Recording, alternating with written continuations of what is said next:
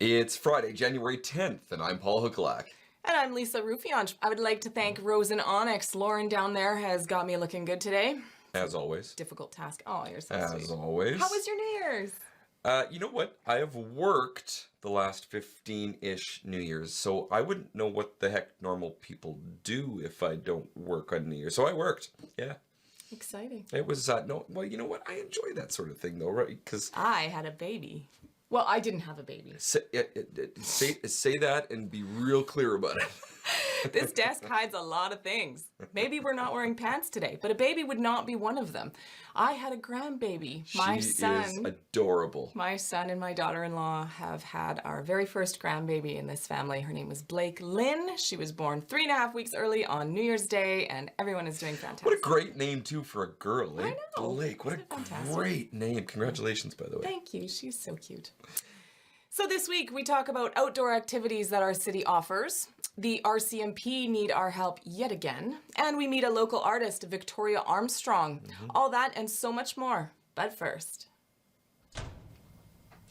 Well, as I'm sure you're aware, it is cold outside. And if you notice, I am wearing a turtleneck because I do not do cold very well. Now, it's supposed to remain cold for the next week or so. For most of us, this cold is a major inconvenience, with having to bundle up the kids in the morning and slip-slide through traffic, your ice cube of a car. However, for the less fortunate in our city, this cold weather is downright dangerous. That's right, and the city is working with the various community organizations to provide support for St. Albert's homeless during this cold snap. Now they can go to the community village and food bank for warm food and warm drinks during the day. And the St. Albert Public Library will also welcome them to warm up. However, food and drinks will not be available at the library locations. Yeah, the community village and food bank are located in the same building at number 20, 50 Belrose Drive, and are open Monday to Sunday from 9 a.m. to 3 p.m. Now, unfortunately, they cannot offer a place to stay overnight, but they can help in locating safe, warm accommodations. Hopefully, we will be through this in about a week or so. Fingers crossed. Fingers crossed. Well, it's 2020, a new year, and that means resolutions. Resolutions, you got any? You know, I made a New Year's resolution once to never make another New Year's resolution. It's the only one I've ever stuck to. You and most other people I know. My resolution this year, I'm going to practice my instrument a lot more because I want to become proficient. And I'm going to hit the treadmill a lot more because my gut isn't getting any smaller. Let's put it that way. Well, you know, since your resolution has to do with fitness, maybe Michelle Parker can help. We need Michelle Parker. Both of us. And she's here with Let's Get Fit.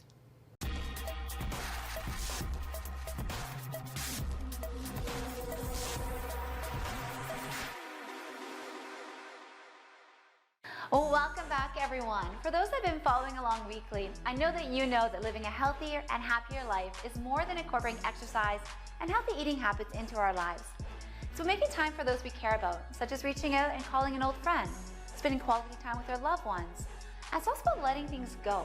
So today we're going to focus on letting go of stuff. Think about how good it felt the last time you purged a cupboard, a closet, or perhaps a bookshelf. It's amazing how much lighter we can feel when we lighten our own stuff. It's like a weight has been lifted off of our shoulders. So to take that a step further, why not donate that stuff? So rather than collecting dust on your own shelves, someone else can put your good stuff to use. When it comes to getting your stuff in shape, I want to introduce you today to one of my good friends, Stephanie Cordova. She's going to be doing a new weekly segment called Cut the Clutter.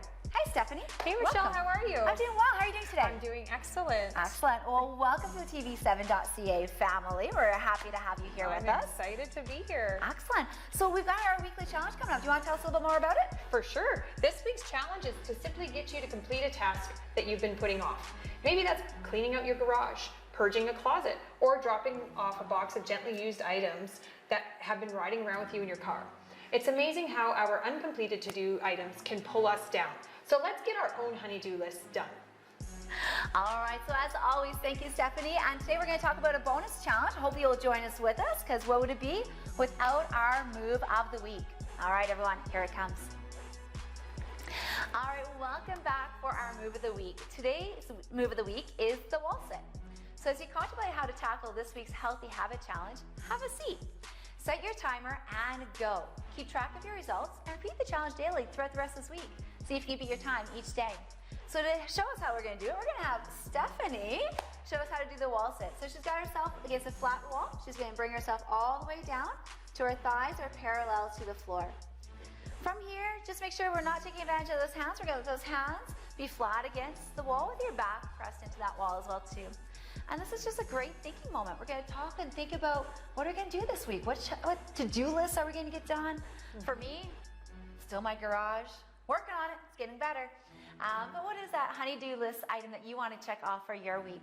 So remember, this challenge is to start off with your timer set to see how long you can hold it.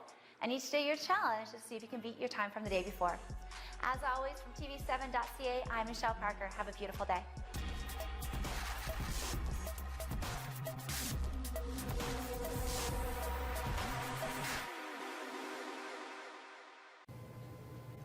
Well, yes, it might be cold outside. However, an upside is that our city would like to remind you of the many winter outdoor activities that it has to offer. That's right. One of my favorite family-friendly activities is tobogganing. Now, the two most popular locations are Seven Hills or Mission Hill, depending on how long you've lived in St. Albert. That one is located across the street from the Catholic Church behind École Father Jean School. The second most popular location is on Liberton Drive, right behind the Sobeys. Now, if you have smaller children, there are lots of little hills scattered throughout the city, and you can let us know where your favorite place is to take your kids sledding.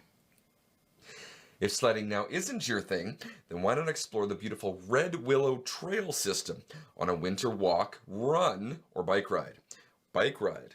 Wow. The trails are cleared throughout the winter so you can enjoy them all season long. Or check out River Lot 56 and experience nature at its wintry best with a snowshoeing adventure. I'm picturing Michelle Parker on her bike in With- the Red Willow Trails because she's the only one hardcore enough that I personally know With to do wheels about that thick for That's winter right. biking. Or you can always lace up your skates and hit any number of the rinks around the city for some skating or perhaps an impromptu hockey game. Just a reminder, the only outdoor natural body of water that is safe to be on is the Lacombe Park Lake. And of course, if it's just too cold outside for you, you can always head to Fountain Park or Service Place and partake in any number of your winter recreation indoor programs. The options are endless, so there's no excuse for you not to get out and stay active this winter. Well, there's lots of excuses, just don't use any of them. That's right. Victoria Armstrong is a local visual artist whose studio space is in the Vasa building. Memory Roth spoke to her in this week's Art in the City.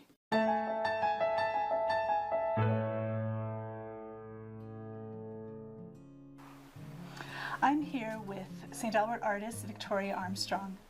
Welcome, Victoria. Thank you. It's great to have you here. Tell me, what is your connection with St. Albert? Oh gosh, I've lived here for almost 40 years, raised my children here. I've worked in St. Albert pretty much all my adult life at the St. Albert Library, and just love everything about it. It's a wonderful little city. When did you discover your art? Was it earlier in your life or later on? I can't honestly remember a time where I didn't love to draw and paint. I remember my dad made me a tiny table when I was 4 years old, and I had a little wicker chair, and I would sit there with my watercolor paints and paint. So all my life, I think a big part of it too was coming from a creative family. My mom was a painter, and my great-grandfather was the one who really started it all, as he's quite a renowned watercolor painter. And you were a professional artist. Yes, I am. And what type of medium do you prefer? Mostly I work in acrylics, but I have worked in oils and watercolors. But acrylic is my first love. It's a very versatile medium, and I just love the magic that you can create with it. I still haven't explored all the possibilities. So what types of subjects are you drawn to the most? Mostly wildlife. I do love to immerse myself in nature, so my creative process starts really as soon as I step out the door with my camera and go into the forest. So pretty much everything I've painted is an animal that I have met somewhere in the wild. So there's always a story or a feeling behind it. Yeah, there always is. That makes it more special. And then doing the painting brings you back to that emotional experience that you had when you first encountered the animal. Well, that's great. Now you're quite well known in St. Albert, and you've done a number of different things for the city. Can you share that with us? Well, because I worked in the library for the last 35 years as their resident artist, I was also commissioned to do a couple of murals for them. So they have 2 permanent murals on the walls in the library. One of them is in the program room in the children's storytime corner, and the other one is out in the main part of the library in the children's area as well. So one's a nature one, one's a fantasy one with dragon, etc. So that was a super fun one to do. And you're drawn to the dragons also these days. I love the fantasy world, but my dragons are pretty benign. They're a little bit more thoughtful, more contemplative. They're almost more of a soul expression than anything else when I use them in my work. And then last year you had something really amazing happen. Can you tell us a little bit about the award you received? I did. Someone nominated me for one of the Mayor's Celebration of the Arts Awards, and I was just so thrilled and so honored to be nominated in that category, and I won. And as an established artist? As an established artist, yes. Yeah, Yes, it was wonderful. It was one of the high points of my art career so far. That's great. And so if somebody wants to see you now instead of waiting for a show, tell us where you are. Well, I do have a studio at VASA in the Hemingway Center in St. Albert, and I'm always here on a Tuesday morning and other days during the week by chance, but I do have a studio here. VASA has a doors open policy, so people can come down anytime from 10 to 5, Tuesday to Saturday, and walk through the studios, meet the working artists, and just savor whatever exhibitions happen to be on in our main gallery space. Well, thank you very much, Victoria. It's been great having you. You're very welcome. Thank you. I'm Memory Roth with TV7.ca, and this has been Art in the City.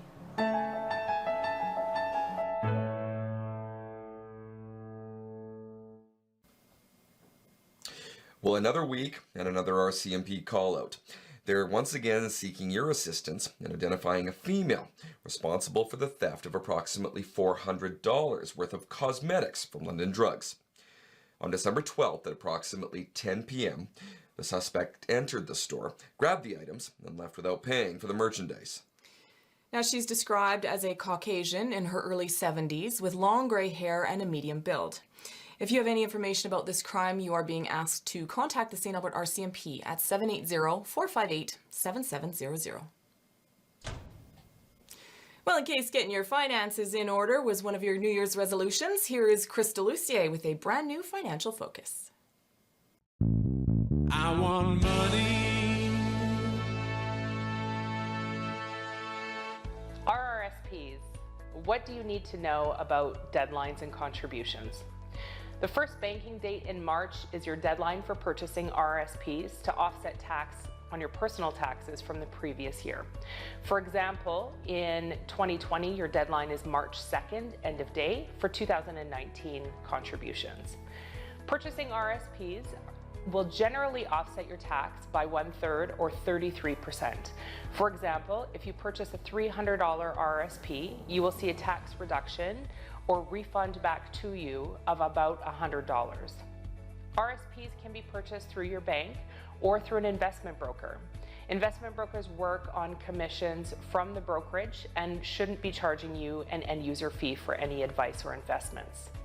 Make sure that you know what your maximum contribution limit is before you buy RRSPs. You don't want to over contribute to your RSP plan. It will cost you penalties and interest in the long run. You can always find that contribution limit on a notice of assessment from CRA that is recent. I'm Crystal Lucier with Preferred Tax Solutions, and this is TV7.ca. I want money.